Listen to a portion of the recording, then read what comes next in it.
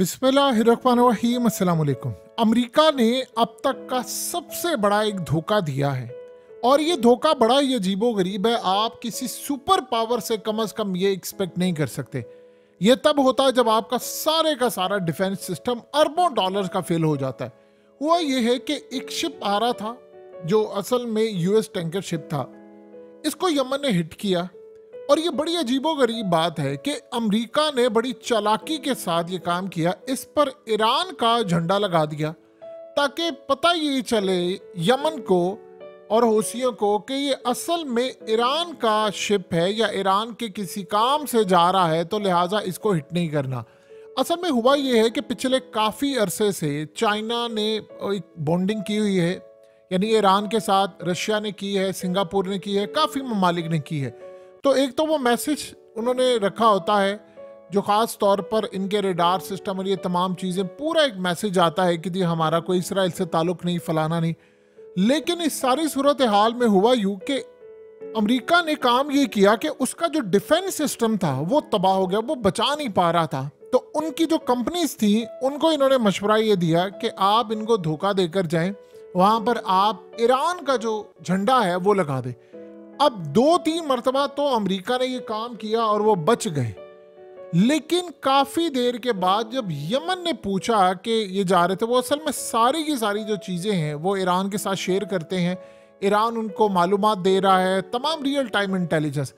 अब असल में सूरत हाल जब ये पैदा हुई, उनको पता ये चला कि ये 1-2 शिप गुजर गए हैं, ये हिट नहीं हो पाए, क्योंकि पता ये चला कि वो धोखा दे रहे। असल में अमेरिका ने काफ़ी अरसे से ये काम किया था। आपको याद होगा कि चाइना ने क्या बात की थी, उन्होंने कहा कि अमेरिका के ख़ास तौर पर जो जहाज़ थे, इनके जो कमर्शियल जहाज़ नहीं, जो इनके जेट्स थे वो आते थे और वो मलेशिया की एयरलाइन जो थी उसका कोड इस्तेमाल करके आते थे ताकि डिटेक्ट ना हो। और कहाँ से? चाइना की हदूद से गुजरते थे, यानी वाटर से, साउथ चाइना सी वाली साइड से। तो उसके बाद चाइना ने उनको पकड़ लिया। यानी वैसी सूरत हाल हो गई थी कि उनकी लड़ाई हो जाती। उन्होंने इतना धोखा दिया और करते करते मामला काफ़ी हद तक ख़राब हो गए। फिर इसी तरह एक और मामला हुआ कि इन्होंने मलेशिया की एक एयरलाइन थी, यानी उसके जेट को अमेरिका का कोड लगा दिया कि अमेरिका का ये जेट है जो चाइना की साउथ चाइना सी से जा रहा है, और पैगाम ये दिया कि चाइना इसको किसी तरह हिट कर दे ताकि बाद में मलेशिया और चाइना की लड़ाई हो जाए। तो अमेरिका माजी में काम कर चुका, चाइना ने इसको पकड़ लिया था बर वक्त। इन्होंने अब काम ये किया। अब का मामला बड़ा डिफरेंट है। अब मामला ये हुआ कि इनकी जो टेक्नोलॉजी, इनका जो डिफेंस सिस्टम है वो मुकम्मल तौर पर फेल हो गया, यानी पूरी तरह बर्बाद हो गया। कोई काम नहीं हो पा रहा, कोई सूरत हाल नहीं हो पा रही थी। तो इन्होंने काम ये किया, स्ट्रेटजी ये अपनाई कि हम इनको धोखा देंगे। इन्होंने ईरान का झंडा लगाया। अब जब इनको पता ये चला, ईरान ने कंफर्म किया कि ये झूठ है, ये हमारा नहीं है, उन्होंने हर तरह से कंफर्मेशन ली कि हमारा कोई शिप आ रहा है, कोई जा रहा है, कोई ब्राज़ील से आ रहा है, उन्होंने कंफर्मेशन दी, कोई नहीं है। उन्होंने कहा हिट कर दो। इन्होंने जब हिट किया तो वो इतनी बुरी तरह बिल्कुल दरमियान में जाकर इनके मिसाइल लगे और उन्होंने इस शिप को उड़ा दिया। और ये अमेरिका का टैंकर था।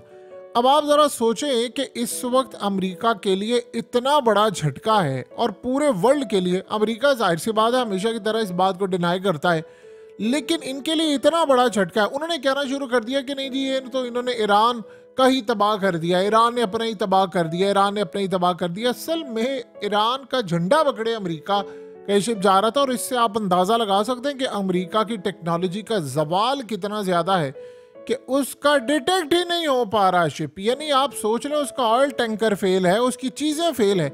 जब इनको पता ये चला कि अमेरिका झंडा लगा कर आ रहा, उन्होंने इसको उड़ा दिया। अब ये अलार्मिंग सिचुएशन पूरी दुनिया में जा रही है।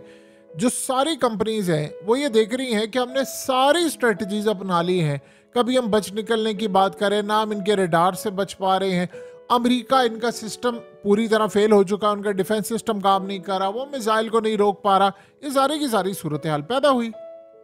जब ये सारे का सारा मामला हुआ तो उसके बाद अमेरिका के तो पैरों तले ज़मीन निकली थी। अब उनका अगला मरहला ये है कि उनको ये बात समझ नहीं आ पा रही कि हमने जाना कैसे।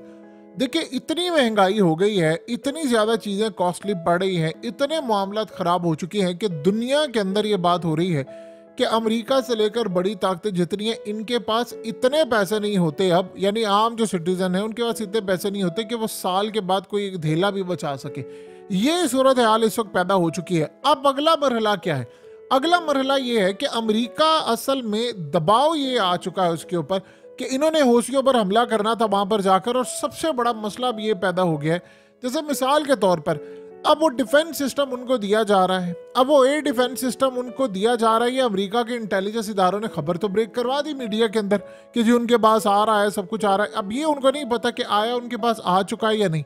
सबसे बड़ा उनके लिए खतरा ये है कि जब तक 100% उनको यकीन नहीं होता कि हमारे जो तैयारे हैं अमेरिका के और बरतानिया के वो जाएंगे और सही सलामत आ जाएंगे, वो कोई स्ट्राइक करने को तैयार नहीं होते जब तक उनको 100% कंफर्मेशन ये ना मिल जाए कि हम वहां पर जाएंगे, हमारे तैयारे तबाह नहीं होंगे। देखिए अमेरिका वहां पर अपने F-35, बरतानिया अपने सबसे तगड़े तैयारे लेकर जाता है। जब ये लोग तैयारे लेकर जाते हैं तो वहां पर इनको खतरा है कि अगर हमारे तैयारे इन्होंने गिरा दिया, अभी तक तो नेवी के अंदर मामला खराब है ना, शिप और ये चीजें तबाह हो रही है, तो फिर तो हमारे पास एयर स्ट्राइक की कैपेबिलिटी भी खत्म हो जाएगी। और देखिए मिसाल के तौर पर कल जो ईरान ने ये मिसाइल टेस्ट किया है, ये तो इतना खतरनाक है कि उन्होंने अगर यमन को दे दिया तो वो किसी भी जगह से किसी भी वक्त कहीं पर भी हिट कर सकते हैं, और इसकी रेंज का अभी तक किसी को नहीं पता, क्योंकि दो चीजें सामने आई है कि इतनी अनलिमिटेड इसकी रेंज है, कहीं पर भी हिट कर सकते हैं।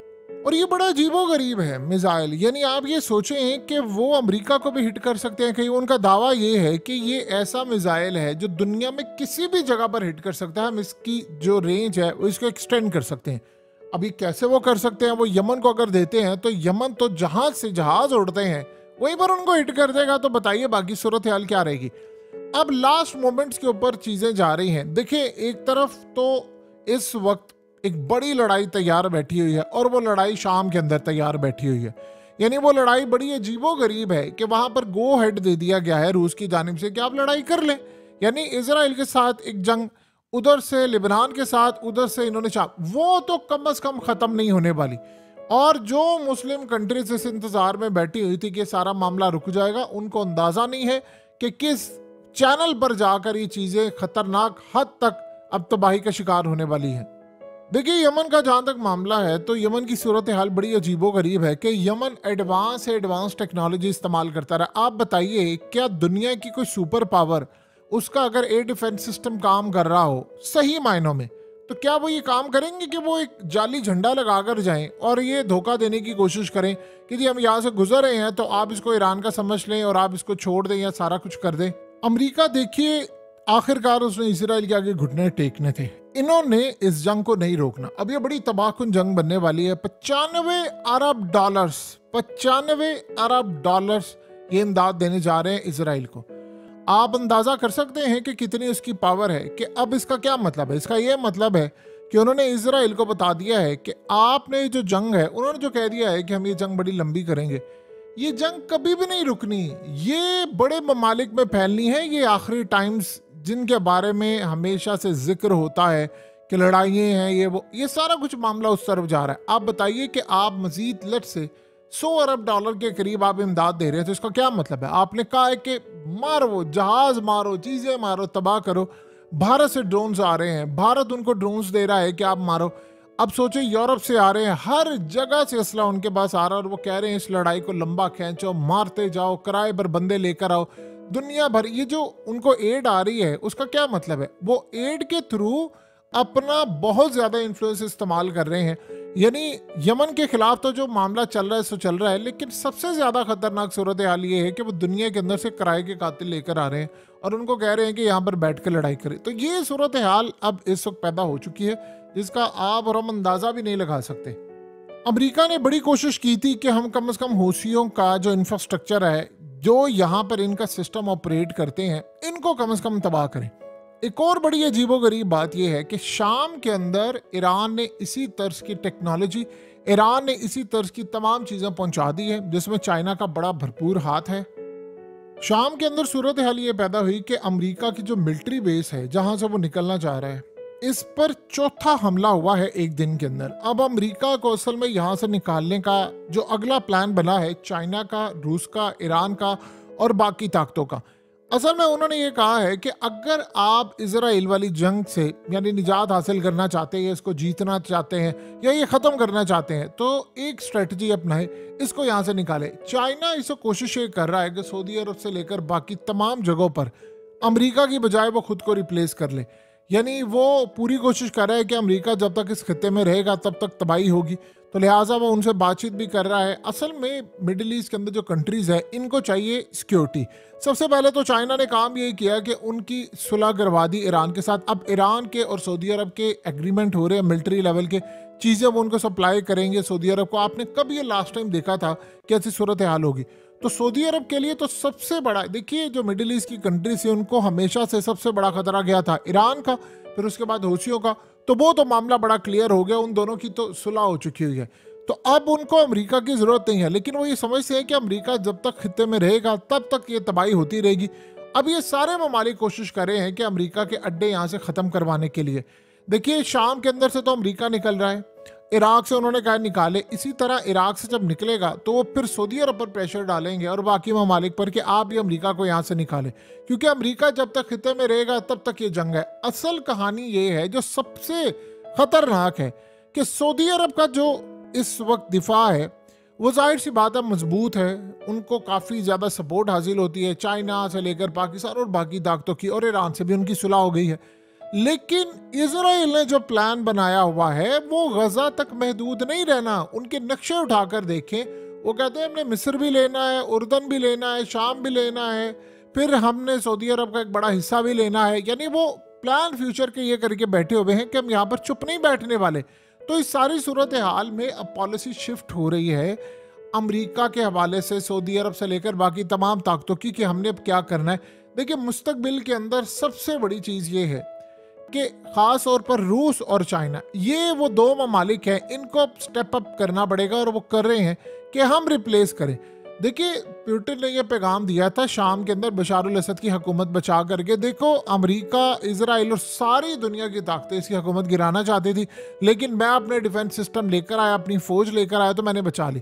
तो जो मुल्क भी मुझे अड्डे देगा मैं उससे कोई मफाद हासिल नहीं करूँगा, उसे ये नहीं कहूँगा कि मुझसे असला ले या मैं तुम्हारी किसी भी पॉलिसी के अंदर मदाखलत करूँगा। हाँ ये देखो मेरी टेक्नोलॉजी कैसी है कि अमेरिका का डिफेंस सिस्टम भी फेल कर दिया है। असल में प्रॉब्लम ये है कि जिन जिन कंट्रीज ने मिडिल ईस्ट से लेकर हर जगह पर अमेरिका का डिफेंस सिस्टम, अमेरिका के हथियार, ये तमाम चीज़ें ली हैं, वो परेशान है। वो कह रहे हैं कि अगर अमेरिका खुद का दिफा यमन से नहीं कर पा रहा तो हमारे लिए क्या फ़ायदा, यानी क्या सूरत हाल है। तो पूरी का पूरा मिडिल ईस्ट की जो पॉलिसी है वो बदल रही है। आप सोचें कि किसी भी मुल्क के ताकतवर होने की निशानी ये है कि दुनिया के हर मुल्क को उसके आगे झुकना पड़े, और किसी के जवाल की निशानी क्या है कि आप किसी भी मुल्क का झंडा लगाएं धोखा देने के लिए कि हम यहाँ से शिप लेकर जाते हैं। अमेरिका क्या इतना बेवकूफ़ है, उसको अंदाज़ा नहीं था इस बात का कि आज नहीं तो कल पकड़े जाना है। प्रॉब्लम ये है कि जिन कंपनीज को वो कह रहा है, असल में वो पिछले काफ़ी अरसे से हरबे आजमा रहा था। जैसे डेनमार्क की कंपनी जिनकी शिपिंग थी, या इटली की थी, या अमेरिका, बरतानिया, हुआ ये कि काफ़ी कंपनीज को उसने कहा कि आप बेफिक्र है, मैं आपके साथ हूँ, मेरी नेवी हिफाजत करेगी। एक सवाल का जवाब कोई देने को तैयार नहीं है कि अमेरिका का डिफेंस सिस्टम, अमेरिका की नेवी हर वक्त शिपिंग कंपनीज के आगे पीछे होती है, और वो डिस्ट्रेस कॉल भी वो पहले बता देती है कि हम अब इस रेड सी से जाने वाले हैं, हम यहाँ से निकल रहे हैं, फलाना, तो आपने हमारी मदद करनी है। तो वो अलर्ट होते हैं, सारी चीज़ें कर रहे हैं, लेकिन सवाल ये पैदा होता है बचा क्यों नहीं पाते। इस पर ये पूरा केस स्टडी है, इस पर कोई जवाब देने को तैयार नहीं है कि भाई ये मामलात क्या हैं, कैसे सूरत हाल ख़राब हो रही है, कौन ये कर रहा है, कोई बताने को इस वक्त तैयार नहीं है। और अमेरिका इस पर लबकुशाई भी नहीं कर रहा, यानी वो अपने माउथ से को वर्ड भी नहीं निकाल पा रहा कि भाई मैं दुनिया को बताऊं मैं कितना ज़्यादा वीक हो चुका हूं। असल में अब यमन की एक जो ताकत है वो बढ़ गई है। आखिरी एक लम्हा होना है जिसमें अगर हौसियों ने अमेरिका का कोई भी जहाज गिरा दिया, देखें उन्होंने आज नहीं तो कल गिरा ही देना है, तो सबसे पहले याद रखिएगा उस जहाज का जो मलबा होगा वो ईरान जाएगा, ईरान से आगे उस जहाज का मलबा जाएगा चाइना। तो जब चाइना जाएगा उसके इंजीनियर्स, तो अमेरिका की टेक्नोलॉजी का काफ़ी हिस्सा उनके हाथ लगेगा। ये सबसे बड़ा अमेरिका को इस वक्त खतरा है कि हमारी टेक्नोलॉजी अगर किसी के हाथ लग जाती है। ऑलरेडी वो चाइना पर इल्ज़ाम लगाते हैं कि हमारा सिस्टम इन्होंने चुरा लिया है, हमारा डिज़ाइन चुरा लिया, हमारी चीज़ें चुरा ली हैं। अगर ये सारे का सारा काम होता है तो बताइए अमेरिका कहाँ पर स्टैंड करेगा। तो पोजीशन अमेरिका की इस वक्त बहुत ज़्यादा वीक हो चुकी है। हमने ज़िंदगी में कभी ऐसा मामला नहीं देखा था कि एक सुपर पावर को अपनी टेक्नोलॉजी की बजाय एक धोखे का सहारा लेना पड़े। और एक यानी आप ये सोच लें कि ईरान का जो शिप है वो बनकर जाना पड़े। अब आप सोच लें ज़रा कि इससे ज़्यादा नाकामी क्या हो सकती है। देखिए, वैसे तो अमेरिका के जो फौजी हैं और अमेरिका के साथ साथ इजराइल के भी फौजी अफगानिस्तान में वो दाइश के रूप में और दुनिया भर में वो लड़ते रहे, लेकिन इस दफ़ा मामला ये है कि आपको जहाज़ों के मामले पर भी ये काम करना पड़ा है। तो फिर आप ये समझ लें कि आपका टाइम पूरा हो चुका है। जब आप डायरेक्टली नहीं कर सके, अब उन्होंने ये काम किया ना जिस दाइश के अंदर इनके फौजी और इनके कमांडो से, अब उसी तरह उन्होंने एक और धोखा देने की कोशिश की, लेकिन इस दफ़ा ज़रा जल्दी पकड़े गए हैं।